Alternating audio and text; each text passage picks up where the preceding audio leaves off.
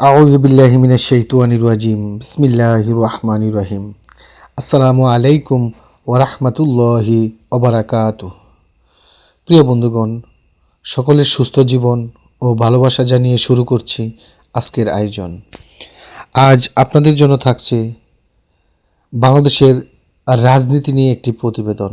সাম্প্রতিক সময়ে যে আলোচনার কেন্দ্রবিন্দু সাবেক প্রধানমন্ত্রী শেখ হাসিনা।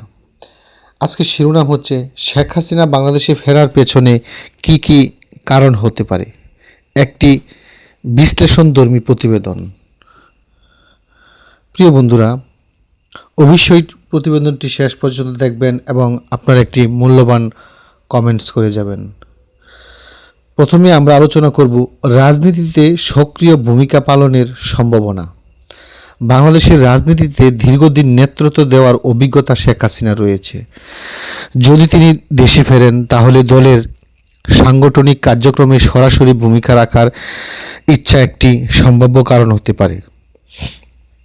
নেতৃত্বের উপস্থিতি অনেক সময় কর্মীদের মনোবল বাড়ায়, তবে এটি সম্পূর্ণ পরিস্থিতি ও রাজনৈতিক বাস্তবতার উপর নির্ভরশীল করবে।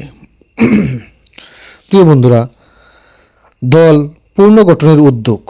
আওয়ামী লীগ যদিও সাংগঠনিকভাবে দুর্বল অবস্থায় থাকে, তাহলে দলকে পুনর্গঠনের জন্য কেন্দ্রীয় নেতৃত্বের প্রত্যাবর্তন একটি সম্ভাব্য উদ্দেশ্য হতে পারে।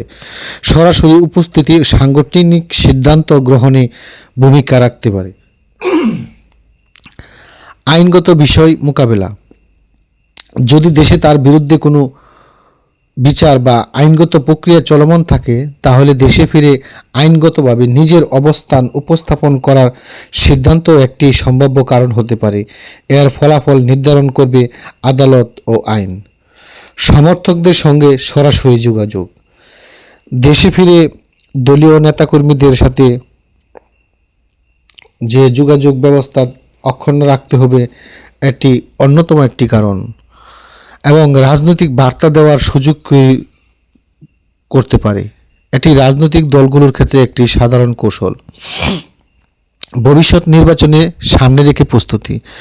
যদি রাজনৈতিক পরিবেশ অনুকূল হয়, তাহলে ভবিষ্যৎ নির্বাচন প্রস্তুতি ও দলীয় কৌশল নির্ধারণের জন্য দেশে ফেরার সিদ্ধান্ত বিবেচনায় আসতে পারে।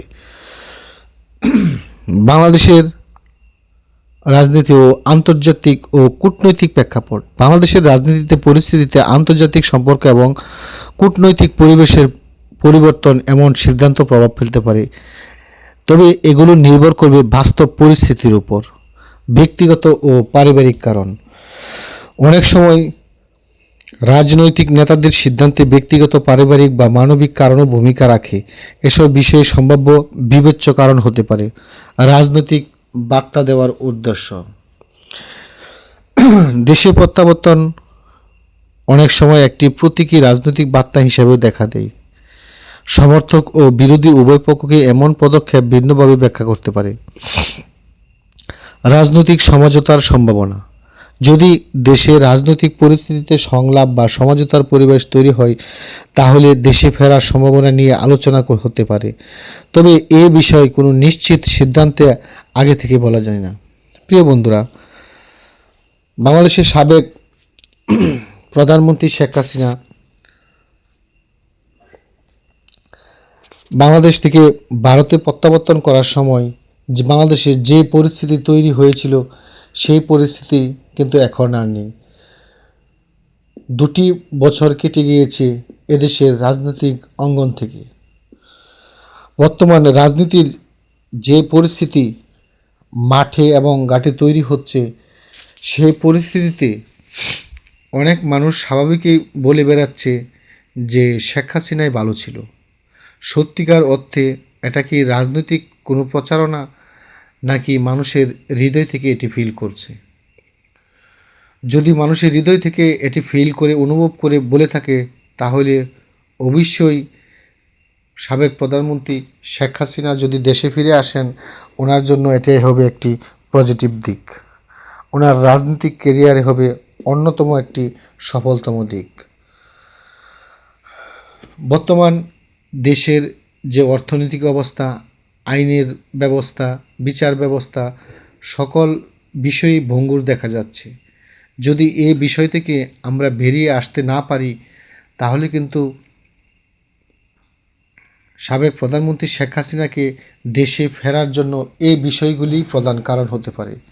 কারণ আন্তর্জাতিক মহলে আমরা আমাদের দেশকে প্রেজেন্ট করতে গেলে যে দিকগুলো প্রয়োজন সেই দিকগুলো অত্যন্ত দুর্বল।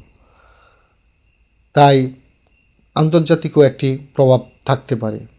যদি শেখ হাসিনা দেশে ফিরে আসেন, তাহলে বাংলাদেশের পরিস্থিতি কেমন হতে পারে? প্রিয় বন্ধুরা, সাবেক প্রধানমন্ত্রী শেখ হাসিনা যদি দেশে ফিরে আসেন, তাহলে বাংলাদেশের রাজনৈতিক অঙ্গনে চরম উত্তেজনা তৈরি হবে, যেটি ইতিহাসে ঠাঁই পেয়ে যাবে।